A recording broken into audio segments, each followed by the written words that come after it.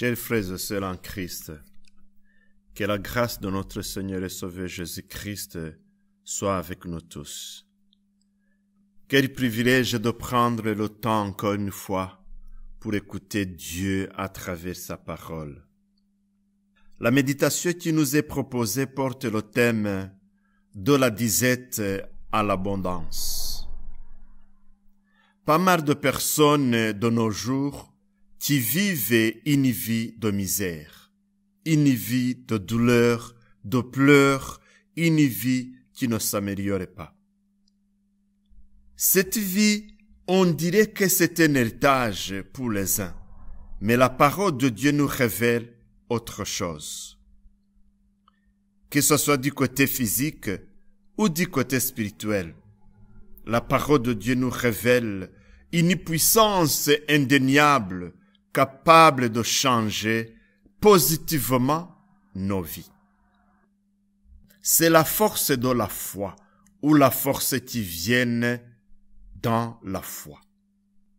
Ces forces qui viennent de la foi sont capables de changer notre histoire et capables de faire au-delà de ce que nos parents peuvent faire pour nous, ce que nos amis ne peuvent non plus faire, même s'ils nous aiment tant.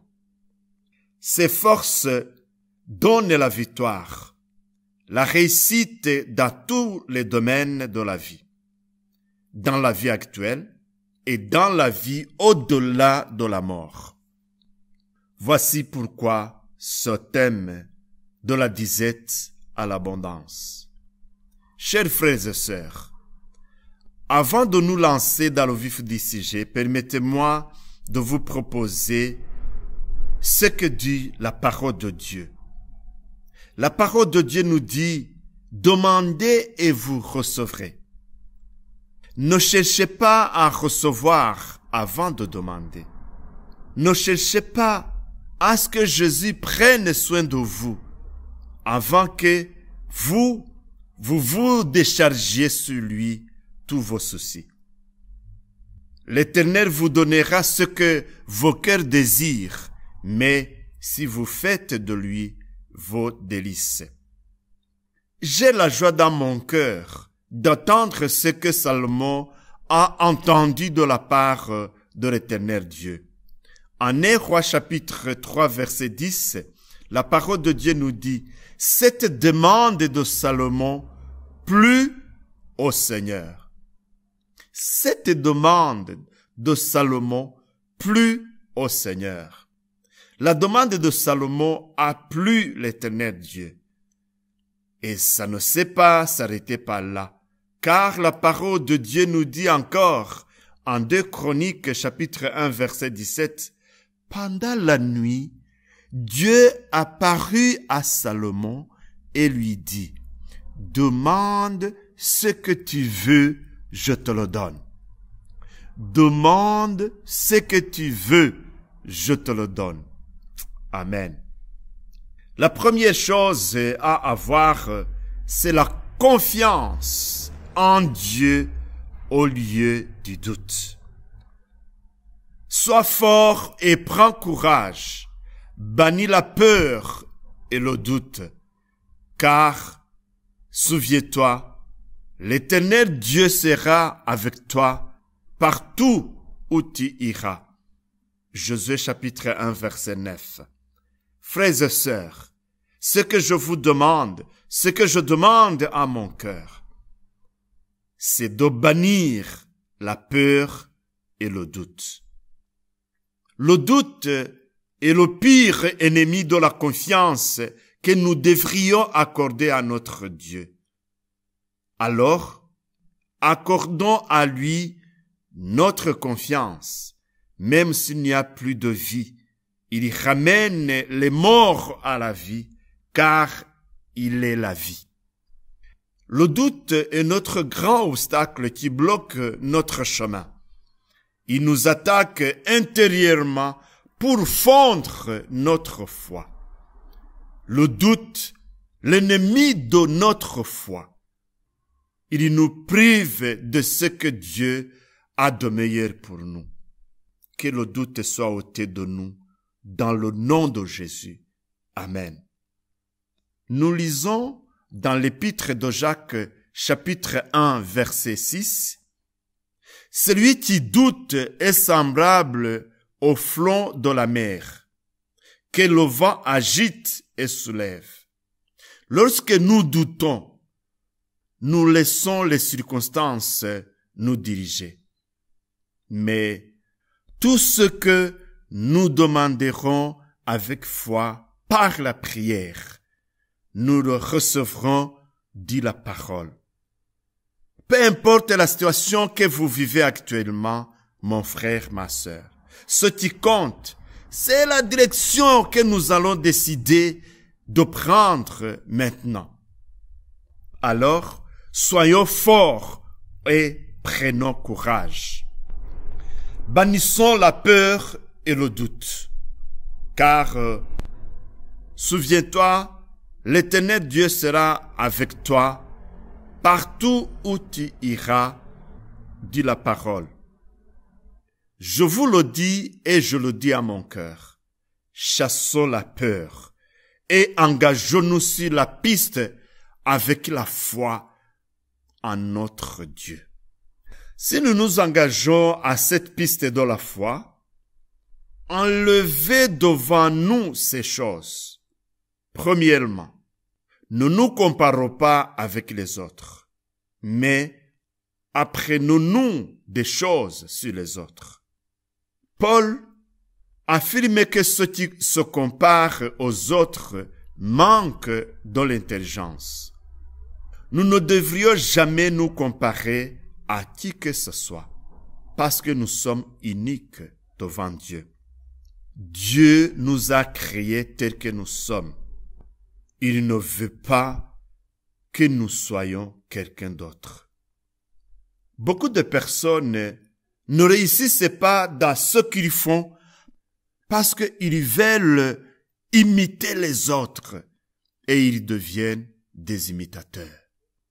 Le danger de nous comparer est qu'il y a toujours les meilleurs plus que nous et nous risquerons alors de nous décourager, mais tirons d'eux des leçons quand même. Autre chose est de rester esclave des échecs du passé. Beaucoup d'autres personnes pensent que, à cause des échecs du passé, ne peuvent plus être acceptés devant Dieu ou qu'ils ne peuvent plus réussir dans la vie. Mais notre Dieu est le Dieu de Jacob, le Dieu qui change l'histoire d'une personne. Beaucoup de grands leaders spirituels avaient eux aussi des faiblesses.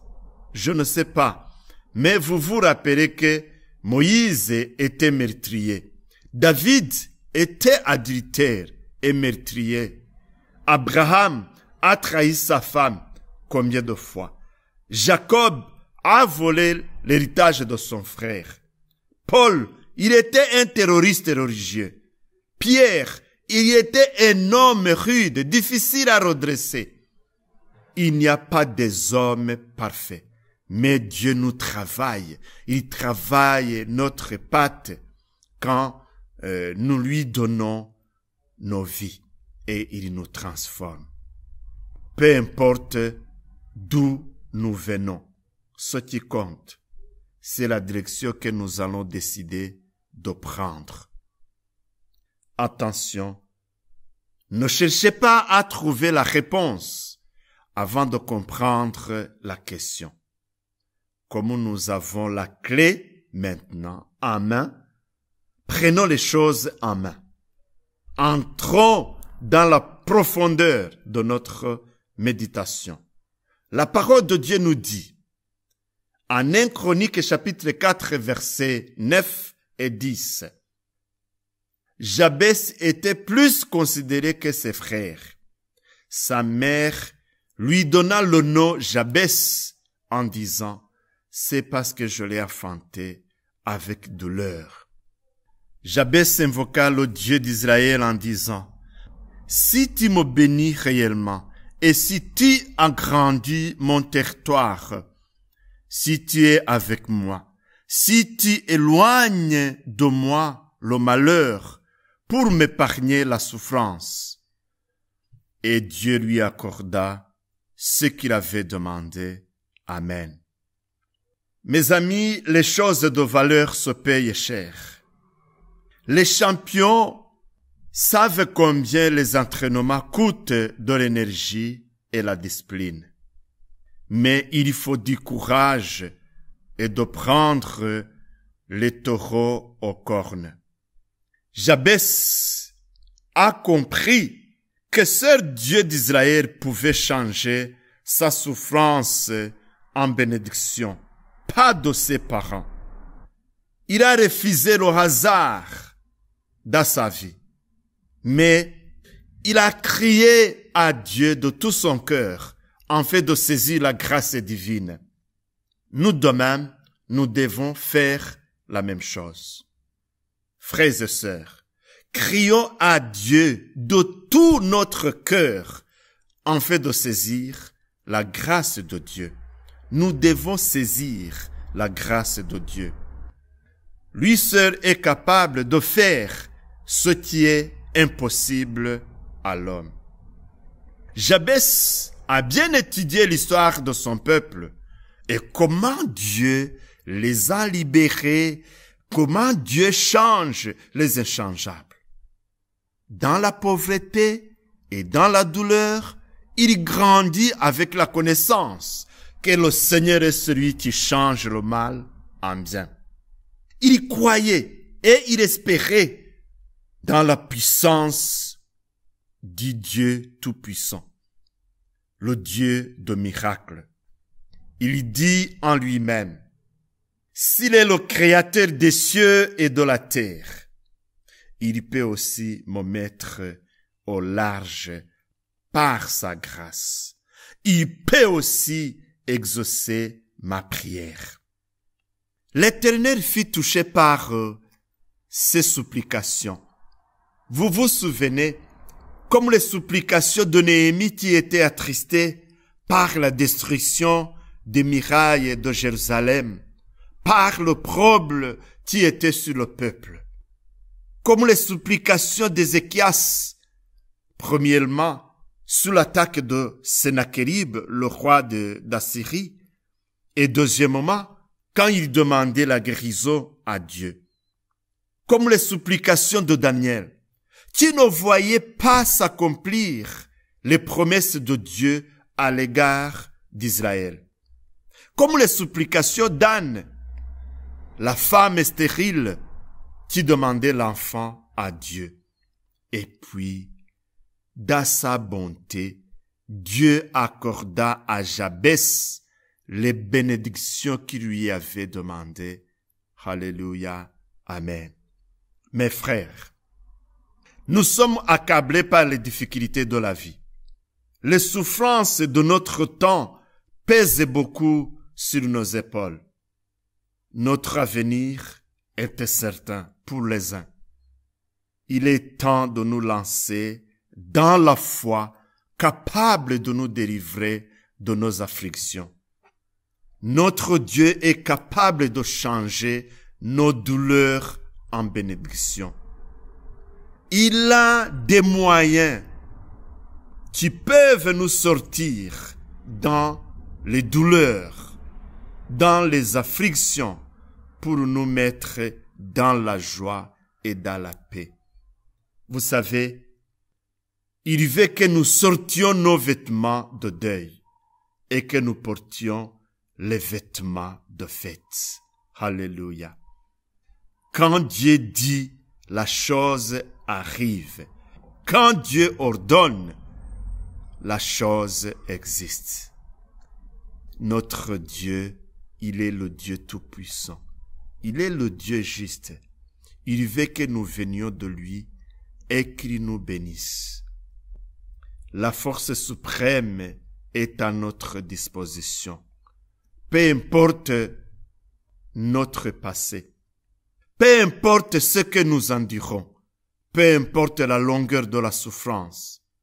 Peu importe le poids des épreuves. Peu importe le regard des autres sur nous. Adressons-nous au Seigneur en lui disant ce que nous voulons devenir pour la gloire de son nom. Il changera nos douleurs en bénédiction, si nous comptons sur lui, bien sûr. Il nous sortira de la disette et il nous mettra à l'abondance. Soyez bénis. Église de Dieu, soyez bénis. Que le Seigneur soit avec ton esprit et que sa grâce soit avec toi. Amen.